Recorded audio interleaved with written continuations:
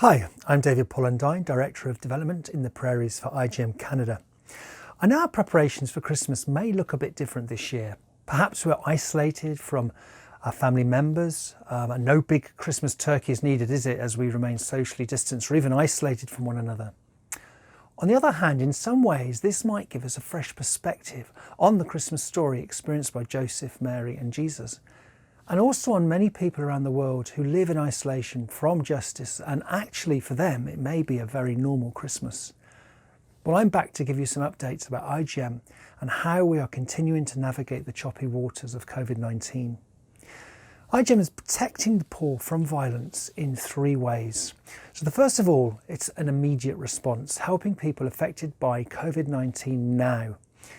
For that, we're going to go to Chennai in South Asia.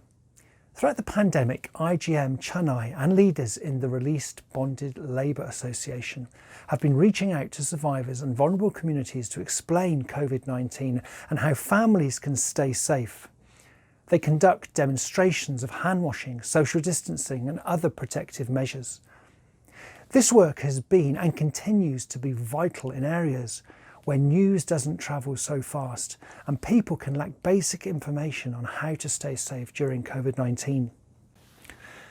So we're going to see a clip from a community in South Asia who are being trained in some of the basics of COVID-19, of washing hands. And in fact, one of the ladies will say in her language, "We will keep our hands and legs clean and safeguard ourselves from coronavirus."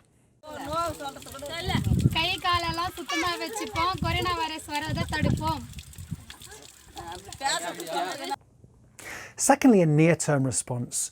IJM are continuing to do investigations and put on rescue operations, and we've seen that nowhere more than in the Philippines. On November the 16th, 6 girls were freed from cybersex trafficking, and after being rescued by Philippine authorities, this rescue happened just days after they'd rescued 4 other children, showing their determination that lockdowns really isn't stopping them from fighting to end OSEC, the online sexual exploitation of children. One suspect was also arrested during the operation, and now the young women, who are between the ages of 12 and 19, are receiving the dedicated care needed for restoration. This operation is yet another example of law enforcement agencies from around the world coming together to combat cybersex trafficking and send rescue. Often, Philippine authorities receive tips from foreign law enforcement counterparts, where in their own countries they are able to identify or arrest their citizen who abused Filipino children online. Then the Philippine authorities are able to use that information to rescue the children and make arrests. Finally and thirdly, IJM is looking for a long-term response, partnering with governments to protect the poor from violence and slavery. For this, we're going to Ghana to highlight the work of a true champion, Seargent Francis Gomado, who is a Ghanaian Public Relations Officer in the Ghana Police Force. The Public Relations Officer, or the PRO role in the Ghana Police Force service, is responsible for communicating issues of child trafficking and human trafficking to the general public, something IJM has partnered with the police to do. The PRO for the Eastern region has worked closely with IJM and has a good understanding of the role of the media in telling the stories of child trafficking and the work that police service and other government partners are doing. He's a very vocal and very passionate person, and especially about this issue, and that translates into how he communicates to the media and general public about the problem of child slavery. For example, one operation was large, adventurous and risky.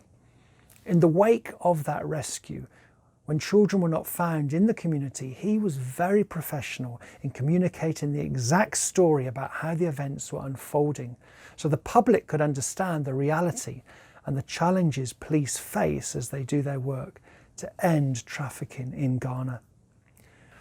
The work of IJM would simply not be possible without the partnership of people like Seargent Francis Gomado. And to take that further, the work of IJM would not be possible without you. Thank you, our IJM supporters and donors, for your partnership over this past year. You have advocated for many people thousands of miles away from where you live. You have financially supported investigations, rescues, restoration of survivors, arrests, and the prosecution of perpetrators, bringing justice for thousands of victims. And ultimately, you have enabled us to partner with the governments and people like Seargent Francis Gomado and strengthen public justice systems to protect people in poverty from violence and slavery. Thank you. Merry Christmas and blessings for 2021. See you again in the new year. Stay safe. Bye-bye.